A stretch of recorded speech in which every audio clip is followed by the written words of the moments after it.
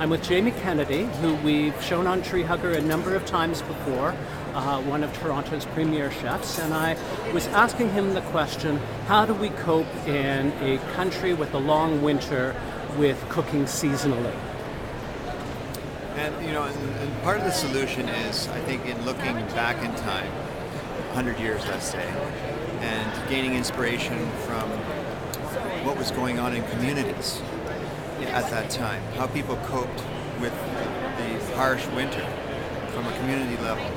Because at that time, of course, there wasn't worldwide transport, there was no importation of foods from around the world the way that there is today. And in fact, what we consider normal today is to be able to purchase anything from anywhere in the world at any time.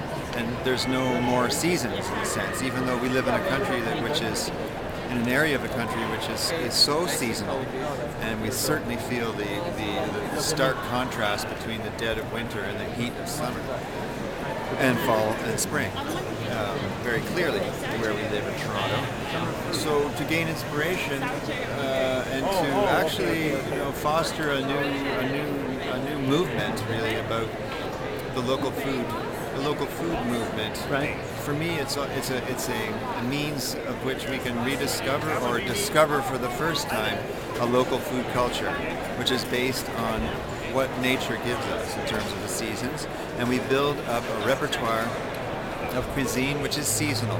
Right. So in the summer and the fall, especially, we're dealing with fresh ingredients. There's all kinds of.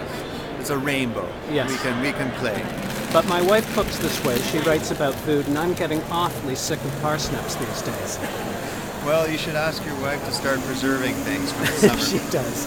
Because if you look at our counter, what we've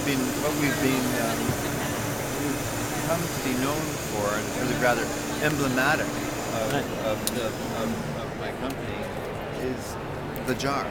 Right. One of my favorite photographs that I use all the time are your jars lined up in Donald Chong's kitchen that he did at the Interior Design Show a couple of years ago, where it's a beautiful shot of these jars all the way down. And of course, I've shown a picture of your restaurant downtown where the whole back wall is. Yeah, exactly. So, the wine bar uses the decor is also functional, so it's the form, or the function follows the form, or the form follows the function. But you know what I'm trying to say? Like when you walk into the wine bar, your senses are assaulted by images like the jar, and that's on the food side of things. Right. And of course, it's a wine bar, so equal play is given to the wine, and so the wines that we have are also displayed. So the decor becomes part of the experience of dining there.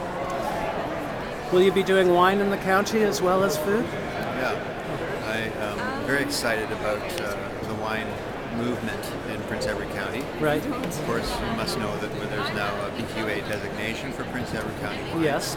It's a huge step forward. It's happened very quickly. The past 10 years been remarkable. And I think the future for Prince Edward County is bright in terms of the style of winery that you'll find there. We've had the benefit of Niagara that paved the way. Right. And many of the challenges of growing wine in this area, this cool climate viticulture, have been lessons that we've learned vicariously from the experience that Niagara growers have had. So we're able to bring those to bear, but it's even more extreme in Prince Edward County as a wine growing region. Cool. The winters are more severe. Right. We have to cope with actually burying vines in the fall and then uncovering them in the spring. There's a hell of a lot more hands-on activity in Prince Edward than there is even in Niagara.